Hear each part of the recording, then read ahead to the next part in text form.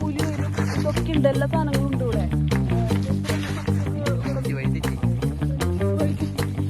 ഇതാണ് പാറമട.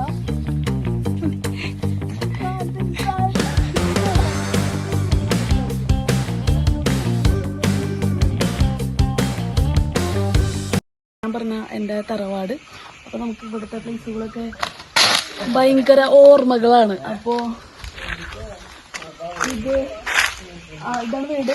ഇതിൽ ഒരു ഹാളും ഒരു അടുക്കളയും ഒരു റൂമാണുള്ളത്. ഞങ്ങൾ ആ ഒറ്റ റൂമിൽ എല്ലാവരും കൂടി പിന്നെ ഹാളിലൊക്കെ ആയിട്ട് ഇതാക്കാം. ഇത് കിണറ്.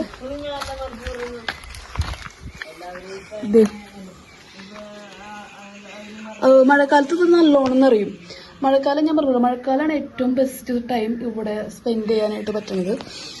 സമ്മർ കുറച്ച് ഡാർക്കാണ്.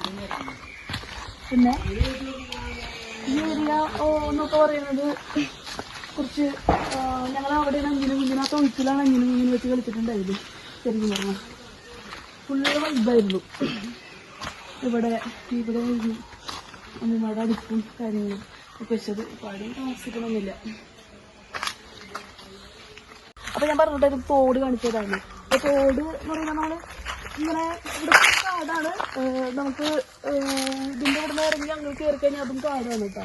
ഇതിന്റെ ഉള്ളിൽ കൂടെ നമ്മള് ചെറുപ്പാണെങ്കിലും നമുക്ക് എന്താ പറയാ അത്ര പേടിന്ന് പറഞ്ഞ സംഭവം ഉണ്ടായില്ല.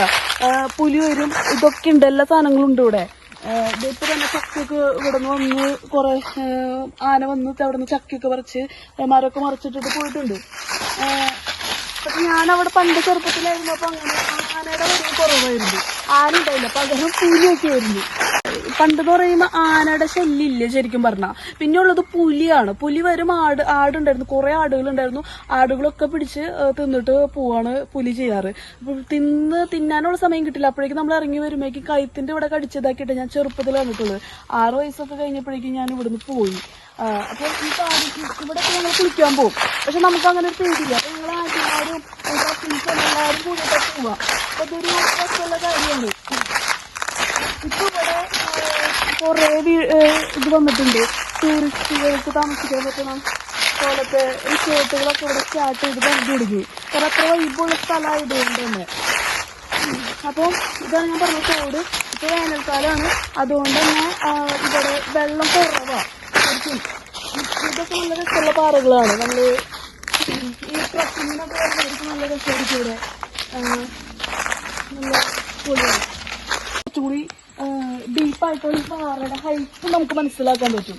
ഈ പാറയുടെ ഞാൻ പറഞ്ഞു ട്രക്കിങ്ങിനൊക്കെ പറ്റിയാൽ നല്ല ഒരു ഏരിയ ആണ്.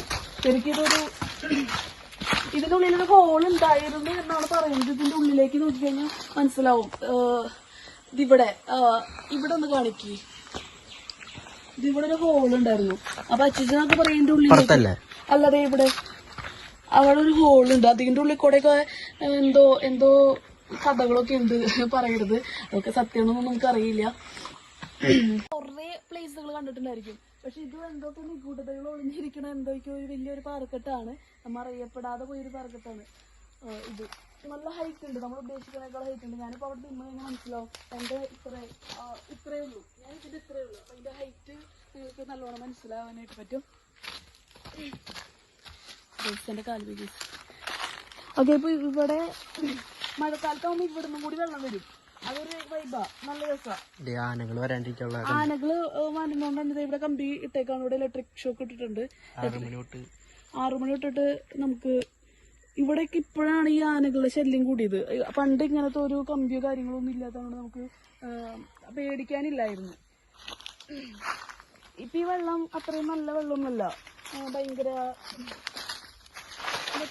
ഒഴുകണ വെള്ളമാണ് ഏറ്റവും ശുദ്ധമായ ജലം എന്നാ പറയാ. ഇതിപ്പോ ഒഴുകണ വെള്ളം അല്ലാത്തതുകൊണ്ടാണ് ഇത് നല്ല വെള്ളമാണെന്ന് പറയാൻ പറ്റില്ല. പക്ഷെ മഴ പെയ്ത് കഴിഞ്ഞിട്ടുണ്ടെങ്കിൽ ഇത്രയും നല്ലൊരു വെള്ളം, ഇത് മലയിൽ നിന്ന് വരുന്ന വെള്ളമാണ്. അപ്പം അങ്ങനെ ഞങ്ങൾ ഇതിന്റെ പണ്ട് പറയുന്നത് ഇതിൽ കൂടെ നടന്നു കഴിഞ്ഞിട്ടുണ്ടെങ്കിൽ ഇതിന്റെ ഉത്ഭവം എവിടെയാന്ന് എത്തുന്ന പറഞ്ഞിട്ട് ഞങ്ങൾ നടന്നിട്ടുണ്ട് ഇതിന്റെ ഉള്ളിൽ കൂടെ. ഇനി ഒരു ദിവസം ഇതിന്റെ പാർട്ട് 2 ഞങ്ങൾ ഇതിന്റെ ഉത്ഭവം, അതായത് നമുക്ക് മഴക്കാലത്ത് നമുക്ക് ഇവിടെ വരാം. അപ്പൊ എന്നിട്ട് നമുക്ക് ഇതിന്റെ ഒരു ഉത്ഭവ സ്ഥലത്തിലേക്ക് പോകാം. ഞങ്ങൾക്ക് ഹാഫ് എത്തിയപ്പോഴേക്കും തിരിച്ചു പോകുന്നു. ഓക്കെ, ഇതിന്റെ മോളിലേക്ക് എത്തുന്നല്ലോ. ഫ്രണ്ട്സ് വഴിതെറ്റി നമുക്ക് അബ്ദിക്കൂടെ തന്നെ പോകാൻ പറ്റുള്ളൂ. പണ്ട് ഇതിക്കൂടെ നമ്മള് കയറിണ്ടായില്ലേ, വഴി കണ്ടോ?